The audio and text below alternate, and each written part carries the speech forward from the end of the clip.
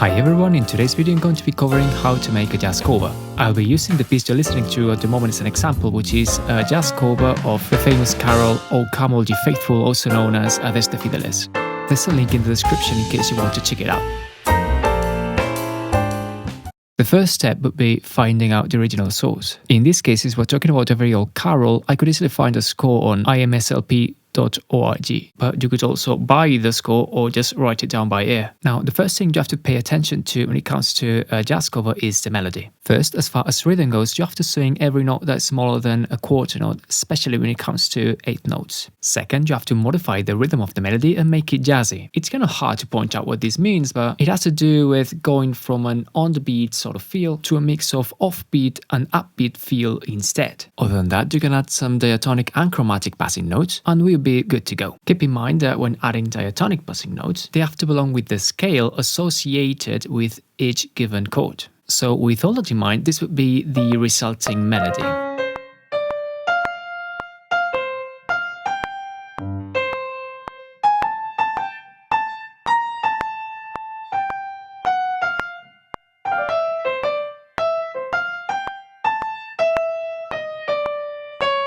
The next step would be reharmonization. When it comes to this, there's mainly 3 things we can do. We can add chords to the original set of chords, we can replace the pre-existing chords with different ones, or a combination of the two. So before we get started with all the possibilities we've got at our disposal, it's important to note that our starting point won't be the chords as they are in the original score. This is because the original score works with triads, and jazz does not work with triads, but with 4 notes chords, which means that before we get started, we need to turn the original triads into 4-note chords, obviously without changing the nature of each given chord. A tonic chord would become a major 7th chord, a dominant chord would become a dominant 7th chord, and so on.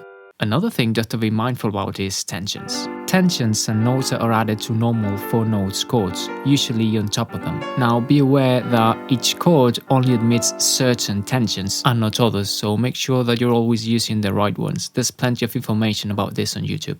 Another thing that's worth mentioning is the sequence 2-5-1, which is everywhere in jazz language. So it would be an interesting idea to slip it in here and there when reharmonizing a piece. Another fundamental element is the use of secondary dominants, secondary subdominants, and 7 chords. This has to do with building functions around pre-existing functions of a given key. For instance, if we are in the key of C major and the dominant is G major, the secondary dominant of the dominant would be D major, since we would be interpreting the dominant, G major, as a temporary tonic. This principle could be applied to any chord of the key, not just the dominant. For instance, in the key of C major, you could use an A major to go to D minor, the secondary dominant of the 2 chord. And it's not only limited to secondary dominants. You can also use secondary subdominants and secondary 7 chords. For instance, harking back to the aforementioned example, if in the key of C major our dominant is G major, the secondary subdominant of G major would be A minor, for instance, in this case a 2 chord. Or if we were talking about a secondary 7 chord, we were talking about an F sharp half diminished.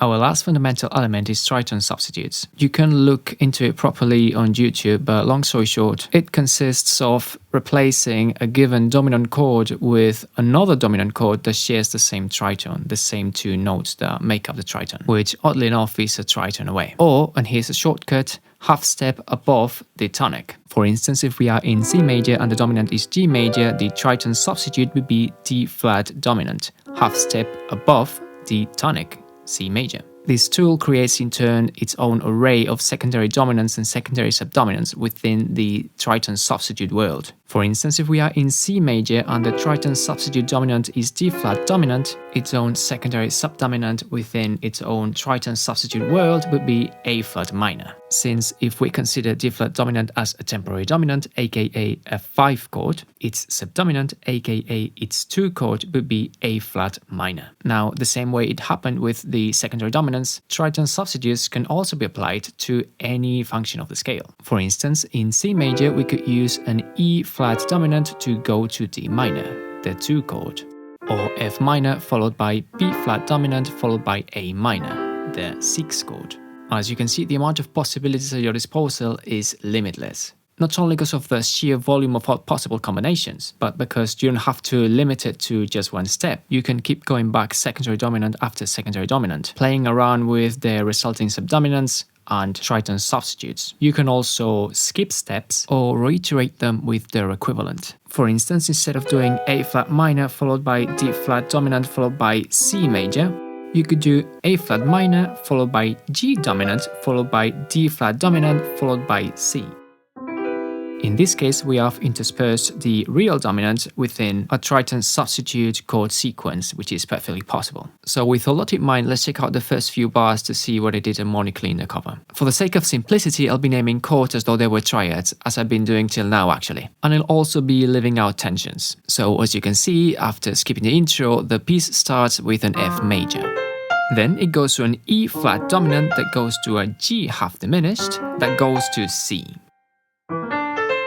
Now, in order to understand this chord sequence, try to think about it as A major that goes to D major that goes to G minor that goes to C. If we go through it again backwards, C would be the dominant of the original key, which is F major. G minor would be the 2 chord, so we would have a 2-5 sequence here. D major would be the secondary dominant of the 2 chord, in this case G minor. And A major would be the secondary dominant of the secondary dominant of the 2 chord. So if that's clear, what I finally did was replace the first chord, A major, with its dominant tritone substitute, E flat dominant. The second chord, D major, was completely skipped. The third chord, G minor, was replaced with its modal interchange equivalent, G half diminished, which basically means that instead of using the 2 chord of F major, the original key, I'm borrowing the 2 chord of F minor, and the 2 chord of F minor is G half diminished. After that, we find A diminished that goes to B flat major, that goes to B flat half diminished, that goes to A flat dominant, that goes to D minor. The first chord, A diminished, is just a secondary 7th chord of B flat major, the 4 chord of our current key, which is F major. The second chord, B flat major, is just a 4 chord, as I said. Now, in order to understand the rest of the sequence, trying to think about it as E half diminished that goes to A major that goes to D minor.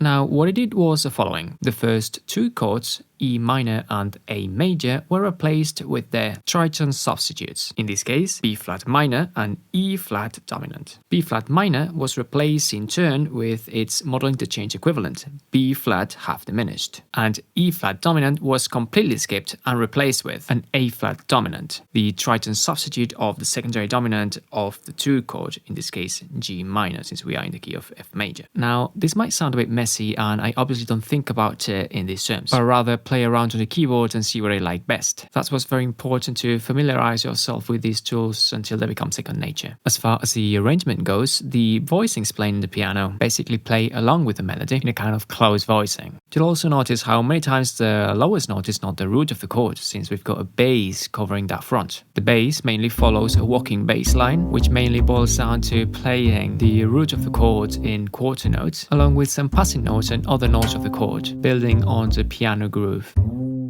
The drums are pretty straightforward, since they only play rather normal jazz grooves, building on top of those of the previous 2 instruments of the trio. So that's about it. I hope you found this helpful, and please feel free to ask me anything in the comments. Cheers!